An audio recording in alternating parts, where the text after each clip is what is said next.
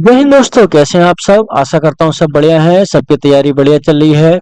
मेरा नाम है गौतम और आपका स्वागत है इस क्लास में। आज हम पढ़ेंगे इकोनॉमी के बारे में। कल हमारा पहला लेक्चर था जिसमें हमने पढ़ा कि माइक्रो इकोनॉमिक्स क्या है, मैक्रो इकोनॉमिक्स क्या है। मैक्रो में सबको इंक्लूड कर लिया जाएगा, माइक्रो में केवल कुछ को इंक्लूड किया जाएगा।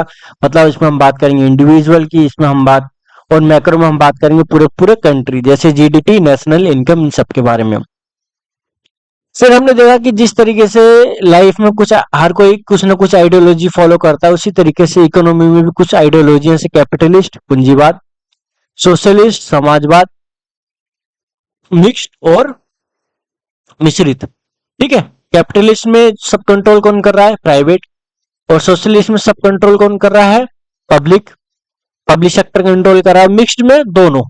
ठीक है, दोनों का तालमेल देखने को नजर आता है कि कैपिटलिस्ट मोटिव क्या होगा? प्रॉफिट, गवर्नमेंट का रोल नहीं होगा, इनकम डिस्ट्रीब्यूशन अनइक्वल होगा, इकोनॉमिक फ्रीडम कंप्लीटली होगी। और सोशलिस्ट में सोशल वेलफेयर की बात करी गई, कंप्लीट इन्वॉल्वमेंट हुआ गवर्नमेंट का, इक्वल इनकम ऑफ डिस्ट्रीब्यूशन हुआ, लैक ऑफ फ्रीडम है। ठीक है। वहीं हम मिक्स में देखा तो भाई प्रॉफिट भी चाहिए, वेलफेयर भी चाहिए, लिमिटेड रोल है गवर्नमेंट का, लेस या कहा जाए अनइक्वल डिस्ट्रीब्यूशन ऑफ इनकम है, लिमिटेड फ्रीडम दी गई। बात है समझ में। फिर हमने देखा कि आइडियोलॉजी भी हमने देख लिया, ये भी देख लिया। फिर हमने देखा कि किस तरीके से वो जो वर्किंग क्लास है उसको बांट रखा है। तो इसमें हमने देखा primary sector, secondary sector, tertiary sector और क्वार्टिनरी सेक्टर, क्वार्नरी सेक्टर। अब हमने ये सेक्टर देख लिए। अब हम इसके बाद क्या देखेंगे? इसके बाद हमें क्या पढ़ना है? तो आज हमें जो पढ़ना है, आज हम इसके बाद की चीज देखेंगे, उन चीजों को समझेंगे। ठीक है। तो आज हम देखते हैं। ठीक है। तो अगर हम देखें, सेक्टर हुए हमारे primary sector, secondary sector, tertiary sector. अब इनमें से कौन सा कितना कंट्रीब्यूट करता है जीडीपी में, ये भी तो हमें पता होना चाहिए। कौन सा कितना कंट्रीब्यूट करता है किसमें? जीडीपी में। जीडीपी में कौन कितना कंट्रीब्यूट कर रहा है? ठीक है भाई। दूसरा, एम्प्लॉयमेंट में, रोजगार में कौन कितना कंट्रीब्यूट कर रहा है? एम्प्लॉयमेंट सबसे ज्यादा किससे आएगा? प्राइमरी सेक्टर से आएगा, सेकेंडरी सेक्टर से आएगा, टर्सरी सेक्टर से आएगा। अगर आपसे भी पूछ लिया जाए तो आप कहोगे सर हमें नहीं पता। जीडीपी के लिए पूछ लिया जाए कि नहीं पता, तो कोई बात नहीं, नहीं पता है तो क्या हुआ, हम इसलिए तो बैठे हैं, अब पता चलेगा। ठीक है। तो एग्जाम में कुछ ट्रैप है, ठीक है, जहां पे फंसा दिया जाता है, उससे निकालने का काम हमारा है। तब देखो कैसे। अगर हम बात करें एम्प्लॉयमेंट, फिर हम बात करें जीडीपी। तो सबसे पहले एम्प्लॉयमेंट को पकड़ते हैं। एम्प्लॉयमेंट में अगर हम देखा जाए तो सबसे ज्यादा एम्प्लॉयमेंट जो जनरेट करता है वो कौन करता है? प्राइमरी सेक्टर, प्राथमिक क्षेत्र। लगभग 50% जो एम्प्लॉयमेंट है वो कहां से आता है? Primary sector. Primary sector, primary sector मतलब क्या? Like agriculture, like mining, like agriculture, like mining, this type of things. ठीक है। तो ये किस में आते हैं? Primary sector. कोई दिक्कत यहाँ तक? आपको क्वेश्चन नहीं है भाई। अगर अब बात की जाए जीडीपी कंट्रीब्यूशन में सबसे ज्यादा कौन, किसकी भूमिका है? ठीक है, किसका पार्टिसिपेशन ज्यादा है? तो इसमें हम बात करेंगे टर्सरी सेक्टर। जो टर्सरी सेक्टर है उसका पार्टिसिपेशन रहता है जीडीपी में 54%। अभी टर्सरी सेक्टर क्या है? आपका सर्विस सेक्टर। ठीक है। सर्विस सेक्टर लाइक टीचिंग हुआ, बैंकिंग हुआ, स्कूलिंग हुआ, ये क्या आपका टर्सरी सेक्टर। ये कंट्रीब्यूट करता है जीडीपी में कितना? 54%। प्राइमरी सेक्टर सबसे ज्यादा कंट्रीब्यूट करता है किसमें? एम्प्लॉयमेंट में।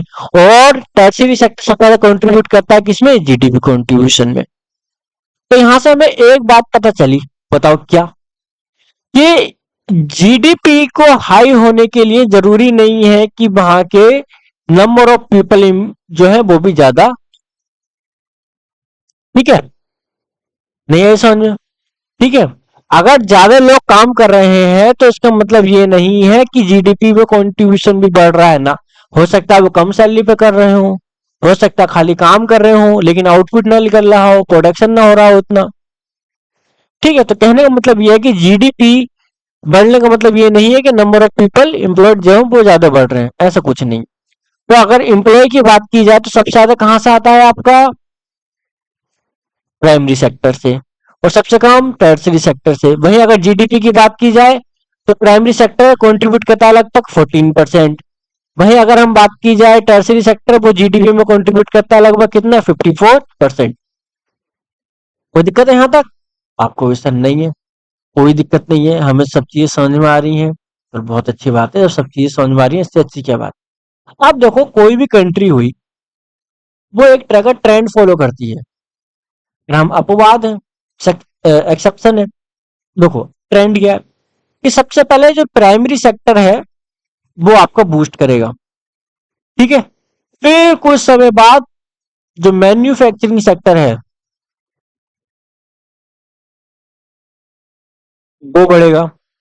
फिर उसके बाद और डेवलप होगा नेशन, तो क्या आएगा, सर्विस सेक्टर और ज्यादा बूम मारेगा, और ज्यादा बूम करेगा। ये होता है हर डेवलप्ड कंट्री में, ठीक है। अगर ये हिसाब है जहां पे प्राइमरी सेक्टर ज्यादा है, ये क्या हुआ, अंडर डेवलप्ड कंट्री। मैन्युफैक्चरिंग ज्यादा है, डेवलपिंग कंट्री। सर्विस सेक्टर ज्यादा है, डेवलप्ड कंट्री। बात कर लेते हैं इंडिया। तो इंडिया में प्राइमरी सेक्टर बड़ा, ठीक है, बात समझ में आती है। लेकिन मैन्युफैक्चरिंग सेक्टर इतना कभी बड़ा ही नहीं। इसकी जगह हमने यहां से डायरेक्ट छलांग मार दी, कहां, सर्विस सेक्टर में। सर्विस सेक्टर बूम मार गया, मैन्युफैक्चरिंग सेक्टर हमारे यहाँ बूम ही नहीं कर पाया। क्यों नहीं कर पाया? जब हम गुलाम थे, तो जो ब्रिटिश थे उन्होंने क्या करा, हमारे यहाँ की इंडस्ट्री को डिस्ट्रॉय किया। फिर हमें फ्रीडम मिली, उसके बाद भी जो मेजर इंडस्ट्री है वो इंडिया नहीं आ पाई। कुछ उसके कुछ कारण रहे, कुछ हमारे कहा जाए अपने कारण रहे, और कुछ उन्होंने आना भी नहीं चाहा, इस तरीके के कारण रहे। बात आई समझ में? तो कहने का मतलब ये है कि बहुत सारे ऐसे कारण रहे जिसकी वजह से इंडिया में जो प्राइमरी सेक्टर है उसके बाद डायरेक्टली क्या आ गया, टर्सरी सेक्टर आ गया। हमने स्किप कर दिया किसको, सेकेंडरी सेक्टर, जिसको क्या कहा गया, मैन्युफैक्चरिंग सेक्टर या ब्लू कॉलर जॉब। बात आई समझ में? इसलिए हमारे फैक्ट्री वगैरह कम है। बात आई समझ में? ठीक। कोई दिक्कत है यहाँ तक? नहीं। चलो आगे की बात करी जाए। अरे रे रे, ये कैसे इतना नाराज, बस। अब हम बात करते हैं। अब देखो, हमने थोड़ा बहुत जीडीपी भी सुन लिया सब। जीडीपी आप कहोगे मतलब के लिए भी रुको। मतलब तो आपको अभी थोड़ी देर में समझ में आएगा जीडीपी का मतलब क्या है। और आप अगर जीडीपी का मतलब समझ ले रहे हैं तो समझ लीजिए बहुत से ऐसे लोग हैं जिनको जीडीपी का मतलब ही नहीं पता। पता कि समझ में? तो आप निश्चिंत रहें, आपको हर चीज पढ़ाई जाएगी, हर चीज समझाई जाएगी। अगर हम बात करें जीडीपी, ठीक है, आपको अगर हमें नहीं पता ये सब चीजें, तो ठीक है, अभी आपको बताई जाती हैं। आप इस बात के टेंशन ना लें, ठीक है, उसको मिटा दिया जाए, मिटा दिया जाए। उससे पहले आपको कुछ समझना जरूरी है, ठीक है। तो वो है आपका इकोनॉमिक वेरिएबल। इकोनॉमिक वेरिएबल दो तरह के होते हैं, स्टॉक वेरिएबल और फ्लो वेरिएबल। देखो, आपको यहाँ स्टॉक का मतलब समझ में आ रहा है कि देखो एक गिलास है, उसमें इतना लेवल पानी है। अभी इतना लेवल पानी हम हमेशा देख सकते हैं कि हाँ, इस कटोरे में इतना पानी है। वहीं अगर हम बात करें फ्लो की, तो हमने देखा कि एक टैब है, वो हमने खोला, इतना भरा, इतने बजे आधी बाल्टी भरी गई, इतने मिनट पे इतनी बाल्टी भरी गई, इस समय पे पूरी बाल्टी भर ली गई। तो कहने का मतलब यह है कि जिसको कैलकुलेट किया जाएगा किसके बेस पे, एक डिफाइंड पीरियड के, कि इतने टाइम में कितना हुआ, उसको क्या बोला गया, फ्लो वेरिएबल। और दूसरा है हमारा स्टॉक वेरिएबल, जो इसको हम जब मर्जी जब देख ले कि हाँ भाई अब पानी इतना है, अब थोड़ी देर में पानी इतना हो जाएगा, पानी इतना है, अब इतना है, अब इतना है, इस तरीके से। बात है समझ में? आपको भी चीज समझ में आ गया कि स्टॉक का मतलब ये हो जिसको हम जब चाहें जब चेक कर सकते हैं, ठीक है। और फ्लो का मतलब ये हो गया कि जिसको हम जो चेक करेंगे वो एक टाइम के बाद करेंगे, एक डिफाइंड पीरियड होगा उसको चेक करने का। हमने कहा ठीक है, बस यही। एग्जाम में आपसे पूछ लिया जाएगा कि which of the following is a type of flow variable. Option A GDP, option second inventory, option C cash in hand, option D tools. क्या लगाओगे? आपको सर हमें समझ में नहीं आ रहा, हम क्या लगाएंगे, 2 नंबर गए। अरे ऐसे कैसे गए, हम है तो। ठीक है, तो स्टॉक वेरिएबल वो हुआ जिसको हम स्पेसिफिक पॉइंट ऑफ टाइम पे मेजर कर सकते हैं, जैसे आपका इन्वेंट्री, कि भाई क्या क्या सामान है। कैश इन हैंड, हमारे हाथ में कितना पैसा है। मशीनरी, कितनी मशीन है, कितने टूल है, जिसको जब मर्जी जब कैलकुलेट करो, ये क्या हुआ, स्टॉक वेरिएबल। इसके बाद हम देखते हैं फ्लो वेरिएबल।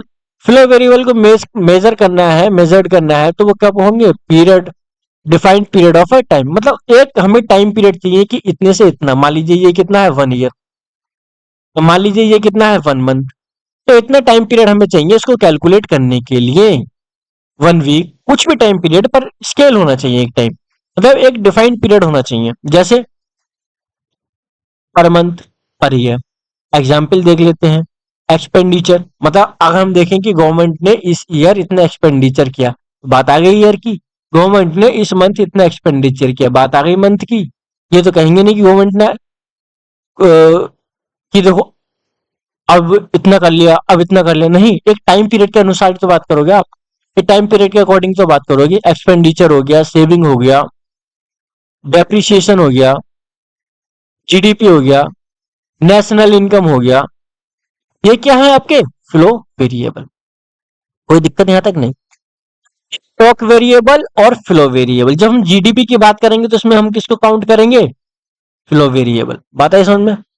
आ जाती है जीडीपी की, नेशनल इनकम की, कोई दिक्कत यहां तक नहीं। राष्ट्रीय आय, सबसे पहले देखते हैं फुल फॉर्म।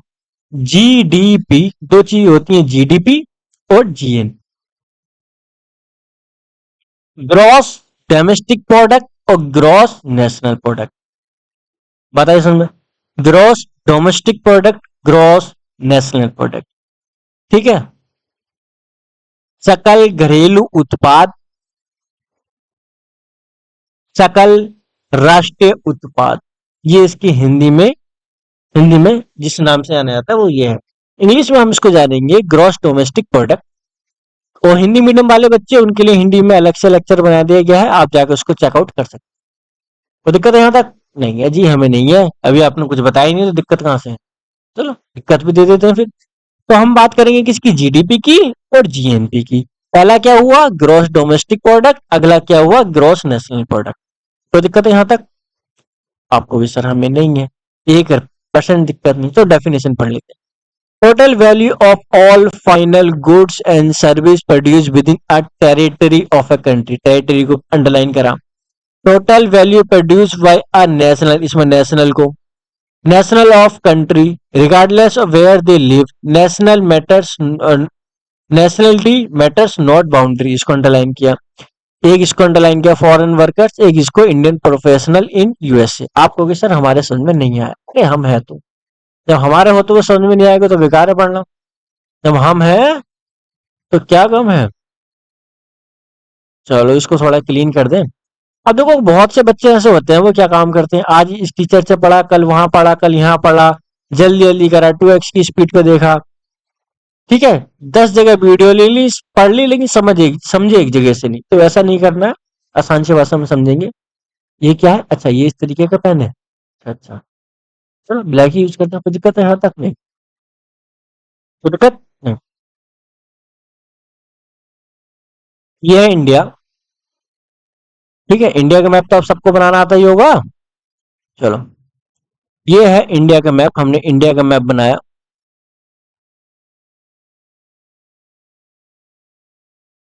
ठीक है, बड़ा अलग बना है पर समझ लेना इंडिया का मैप।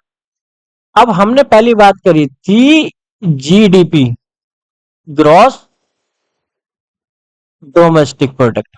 अगला है जीएनपी, ग्रॉस नेशनल प्रोडक्ट। ठीक है, डोमेस्टिक का मतलब क्या हुआ, घरेलू, जो इसके अंदर की बात हुई। ठीक है, इसके अंदर की बात हुई। ठीक? इसमें लिख लो घर, समझ में आ जाएगा। नेशनल का मतलब हुआ निवासी, हिंदी में भी थोड़ा समझो, ठीक है, निवासी, नेशनल। अगर हम जीडीपी की बात करें और जीएनपी की बात करें तो अंतर क्या हुआ, जीडीपी का क्या मतलब हुआ, जीडीपी का मतलब ये हुआ जो भी ये इंडिया के अंदर प्रोडक्शन हो रहा है, जो भी क्या हो रहा है, प्रोडक्शन हो रहा है इंडिया के अंदर, वो क्या हुआ, इंडिया की जीडीपी। बात आई समझ में? अब यहाँ पे एक जना है जो कहां से आया है, अमेरिका से आया है, उसने यहाँ क्या लगाई है, फैक्ट्री लगाई है। ठीक है, इसको मान लीजिए ए। ठीक, कोई दिक्कत है यहां तक? नहीं। एक इंडियन है जिसने चाइना में फैक्ट्री लगाई है। ठीक है, चाइना में, इसको मान लो बी। तो हम जीडीपी में किसे किसे जोड़ेंगे, किसे किसे जोड़ेंगे? और एक ये समझ लीजिए, जितने भी इंडियन प्रोडक्ट, जितने भी जो इंडियन है वो प्रोडक्शन कर रहे हैं इंडिया में, उनको हम मान लेते हैं डी। तो हमने तीन चीजें मानी, ए बी डी। ए का मतलब जो अमेरिकन है जो इंडिया में प्रोडक्शन कर रहा है, बी का मतलब जो इंडियन है जो चाइना में प्रोडक्शन कर रहा है, डी का मतलब जो इंडियन है और इंडिया में ही प्रोडक्शन कर रहा है। बात है समझ में? तो जीडीपी में हम किसे किसे लें? तो जीडीपी में लेंगे सबसे पहले डोमेस्टिक, मतलब जो भारत में के हैं और भारत में प्रोडक्शन कर रहे हैं उनको जोड़ ले रहे हैं, प्लस जो अमेरिकन है जो कहाँ प्रोडक्शन कर रहे हैं, इंडिया में, डोमेस्टिक मतलब जो हमारे घर के अंदर आकर प्रोडक्शन कर रहे हैं, उनको क्या क्या दिया गया हमने, उनको भी जोड़ेंगे, किसको, किसमें, जीडीपी में। अब बात आ जाती है जीएनपी की। तो जीएनपी की हम अगर हम बात करें, जीएनपी की अगर हम बात करें तो जीएनपी का मतलब ये हुआ, वो है नेशनल्स, वह नेशनल्स मतलब जो, वह इंडियंस जो कहाँ प्रोडक्शन कर रहे हैं, इंडिया में। ठीक है, वह इंडियंस जो कहाँ प्रोडक्शन कर रहे हैं, विदेश में, मतलब चाइना में कर रहे हैं, कहीं भी कर रहे हैं, बी। तो डी प्लस बी क्या हो गया आपका, national income, sorry, gross national product, GNP. और डी ए क्या हो गया आपका, जीडीपी। इससे आसान तरीका नहीं है समझने का। बात आई समझ में? कोई दिक्कत है यहां तक? नहीं। वही लिखा है, ग्रॉस डोमेस्टिक प्रोडक्ट का मतलब ये हुआ total value of all final goods and service produce within a territory of country, मतलब इस क्षेत्र के अंदर, इस भारत के अंदर जितना भी प्रोडक्शन हो रहा है वो क्या है, जीडीपी। चाहे वो कोई भी कर रहा है, अमेरिकन कर रहा है, ठीक है, टर्की का आके कोई कर रहा है, सऊदी का आके कोई कर रहा है, सिंगापुर की कोई फैक्ट्री आ गई है, कनाडा की कोई फैक्ट्री आ गई है, भारत में है नहीं है, मैटर ये कर रहा है। अरे भारत में है, प्रोडक्शन कर रही है, चाहे भारत के द्वारा हो रहा है, किसी के द्वारा हो रहा है, तो वो किसका पार्ट है, जीडीपी का पार्ट है। अब जीएनपी क्या हुआ, नेशनल प्रोडक्ट क्या हुआ, कि जो भी इंडियन प्रोडक्शन, जो भी इंडियन नेशनल है, जो भी इंडियन रेसिडेंट है, वो प्रोडक्शन कर रहे हैं, चाहे वो इंडिया में प्लांट लगाएं, जाके कनाडा में प्लांट लगाएं, जाके यूएसए में प्लांट लगाएं, कहीं भी लगाएं, वो किसका पार्ट है, जीएनपी का। ठीक है, कोई दिक्कत है यहां तक? नहीं। तो जीएनपी क्या हुआ, जीएनपी का सीधा सा मतलब ये हुआ, GNP is equal to GDP plus net factor income from abroad. आपको एक नई चीज बता दी, ये भी हमें समझ में नहीं आया, net factor income from abroad, NFIA. NFIA का मतलब ये हुआ, जितने भी, जितने भी इंडियन बाहर प्लांट लगा रखा है इन्होंने, हमने क्या माना था उनको, बी, जिन्होंने बाहर प्लांट लगा रखा है, बस, बी माइनस जितने भी फॉरेनर्स हैं उन्होंने इंडिया में प्लांट लगा रखा है, इसको क्या माना था हमने, ए। तो बी माइनस ए क्या हुआ, एन एफ आई ए। बस सिंपल सी बात, कोई रॉकेट साइंस नहीं। तो जीडीपी जीएनपी क्या होती है ये हमने समझ लिया। कोई दिक्कत आई यहां तक? आप कहोगे नहीं आई, प्रोडक्शन किस चीज का हो रहा है, मान लो तेल बनना है, रिफाइंड बनना है, कुछ भी, किसी भी चीज का प्रोडक्शन हो तो वो दिखा रखा है ना, फैक्ट्रियां दिखा रखी है, न्यूक्लियर प्लांट दिखा रखा है, ठीक है, ये दिखा रखा है, सर्विस सेक्टर दिखा रखा है, सब बहुत चीज, मतलब किसी भी चीज का प्रोडक्शन हो रहा है, ए टू जेड, कोई भी इकोनॉमिक एक्टिविटी है तो। ठीक है, तो हमने जीडीपी पढ़ लिया, अब हम पढ़ेंगे जी, सॉरी, एनडीपी और एनपी, एनएनपी। अब ये क्या होता है, आपने हमें ग्रोस पढ़ा दिया, आपने हमें ग्रोस पढ़ा दिया, ग्रोस, सॉरी, आपने हमें डोमेस्टिक बताया, नेशनल ने बताया, ग्रोस बताया, ठीक है, जीडीपी, ग्रोस डोमेस्टिक प्रोडक्ट। अभी नेट क्या है, नेट क्या है ये कौन बताएगा, तो ये भी हम बताएंगे। मान लीजिए ग्रोस का मतलब ये हुआ एक न्यू एसेट है, एक नई संपत्ति है, ठीक है, एक फैक्ट्री लगी है, वो क्या बना रही है, टूथपेस्ट बना रही है, वहां ये मशीन लगी हुई है।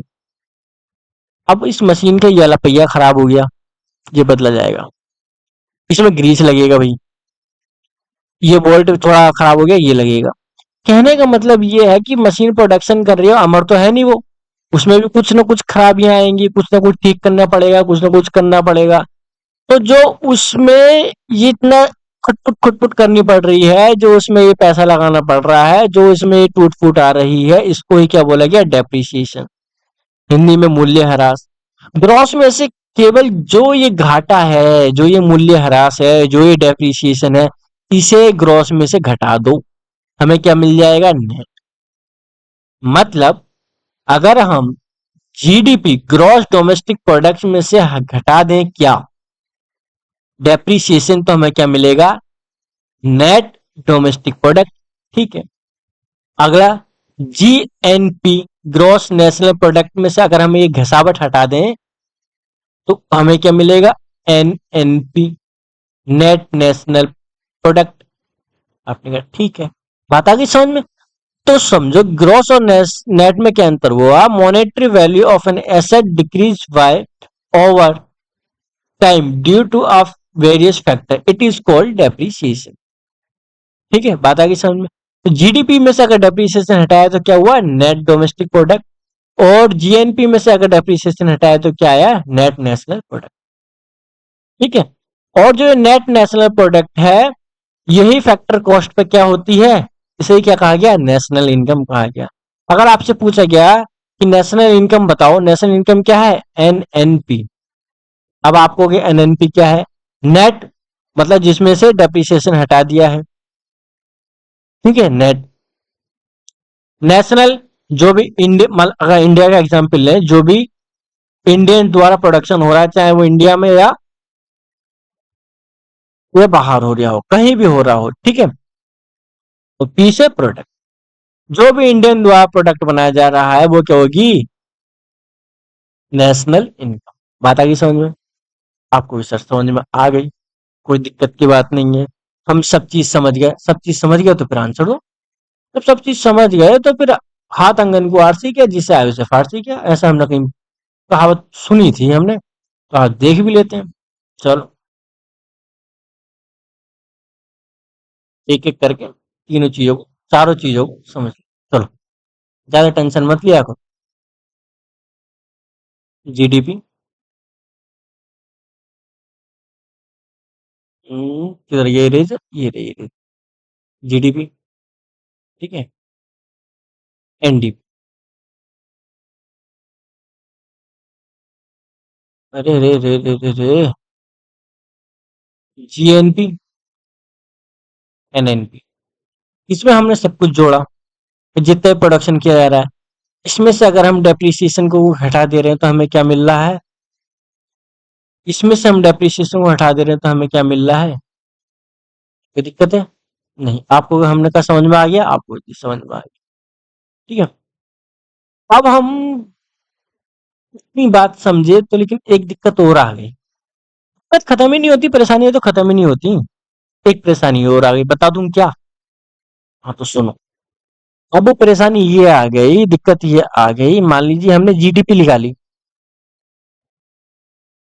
जीडीपी हमने निकाली, इस साल जो इन्फ्लेशन था, आसान सी भाषा में समझो, जो महंगाई थी वो 100% थी, तो हमने जीडीपी निकाल ली, यहाँ भाई हमने इतना प्रोडक्शन करा, हमने 5 मार्कर बनाए, उनकी वैल्यू कितनी है, 10 रुपए है, तो हमारी जीडीपी कितनी हुई, 50 रुपए हुई। हमने कहा ठीक है।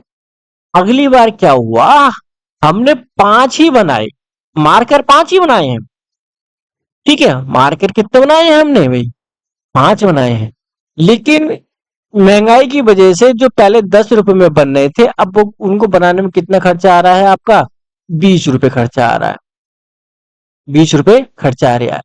तो 5 दूनी 10, हमारी जीडीपी कितनी हो गई, 100 रुपए हो गई। क्या हमारा प्रोडक्शन बढ़ा, आप कहोगे सर नहीं प्रोडक्शन तो नहीं बढ़ा, तो जीडीपी कैसे बढ़ गई, इसका मतलब ये तो केवल किसको शो कर रहा है, इन्फ्लेशन को शो कर रहा है, ऐसे तो काम नहीं चलेगा। उन्होंने कहा हाँ सर नहीं चलेगा, अब क्या करा जाए।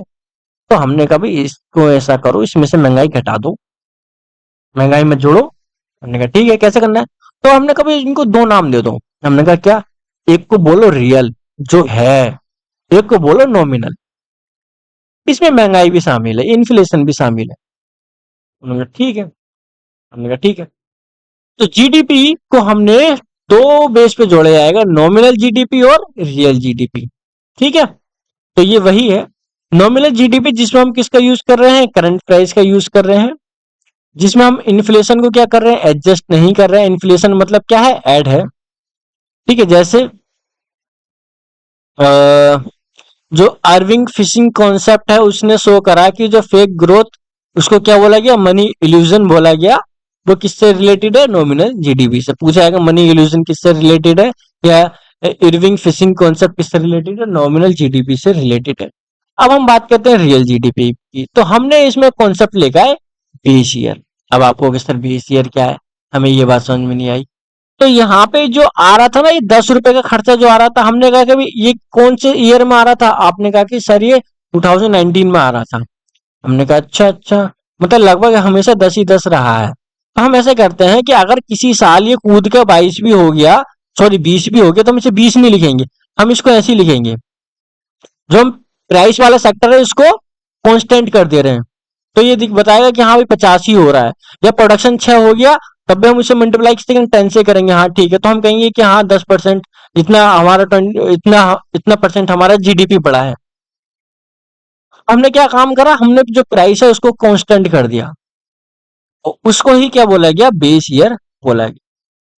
ठीक है, known as base effect. Calculate at constant price base year adjusted for inflation. इसमें हमने इन्फ्लेशन जो है उसको एडजस्ट कर दिया। ये क्या दिखाता है, हमारा ट्रू ग्रोथ दिखाता है। अब देखो नॉमिनल जीडीपी और रियल जीडीपी में वही कुछ तो अंतर आया निकल के, कुछ तो निकल के आया, चाहे वो महंगाई की वजह से ही निकल के आया। तो वो किसको दिखा रहा है, महंगाई को तो दिखा रहा है। तो जो इस एक्चुअल इन्फ्लेशन को कैलकुलेट कर रहा है, उस टर्म, उसको हमने एक टर्म दिया है जीडीपी डिफ्लेटर। और ये एग्जाम में इतनी बार पूछा गया है, इतनी बार पूछा गया है, बस पूछो मत। क्योंकि बच्चों को उन्होंने पढ़ा है, तो किताब में कैसे पढ़ते हैं बच्चे, ये लाइन पढ़ी हमने, ये लाइन पढ़ी, पढ़े आ रहे हैं, पढ़े आ रहे हैं, समझना कुछ है नहीं। बाद में याद ही नहीं कर रहे कि सर याद ही नहीं हो पा रहा, याद ही नहीं पा, याद तो जब होगा जब आप समझोगे। तो जीडीपी डिफ्लेटर का मतलब क्या हुआ, जिसमें से हम ये एक्चुअल इन्फ्लेशन जो है इसको जब कैलकुलेट करते हैं, मतलब ऊपर रखा नॉमिनल जीडीपी जिसमें हमारा इन्फ्लेशन है, नीचे रखा real GDP multiply by 100, answer आ गया निकल के, आंसर हमारा निकल के आ गया। कोई दिक्कत आई यहाँ तक, कोई दिक्कत आई यहाँ तक, आपको सर दिक्कत नहीं आई। ठीक है, तो ये था हमारा जीडीपी। तो आज थोड़ा थोड़ा पढ़ते हैं, नहीं तो एक समय में बाद ऐसा होगा कि आपको सब चीजें ऐसे लगेंगी कि हाँ भाई सब एक जैसी होती आ रही हैं। ठीक है, तो आज हमने पढ़ा क्या, जीडीपी, जीडीपी पढ़ा। ठीक है, जिसमें हमने पढ़ा gross domestic product, gross national product, net national product, gross national product, ये सब चीजें हमने पढ़ी। ठीक, तो इसका नोट्स आपको टेलीग्राम चैनल पे डाल दिए गए हैं। अब आप टेलीग्राम चैनल पे कैसे जाओगे, आप हमारे यूट्यूब चैनल पे जाओ। ठीक है, वहां पे आप जब चैनल पे जाओगे तो वहां पे लिंक मिलेगा आपको टेलीग्राम का, उस पर क्लिक करना, टेलीग्राम चैनल पे पहुंच जाओगे। आपको सेम नोट्स प्रोवाइड कर रखे हैं। उन नोट्स, एक बार आप वीडियो देखो, उन नोट्स को आप बार बार देखो, ताकि आपको चीजें समझ में आ सके। ठीक है, एग्जाम के हिसाब से ये चीजें बहुत जरूरी है। ठीक है, तो आज की क्लास रखते हैं हम यहीं।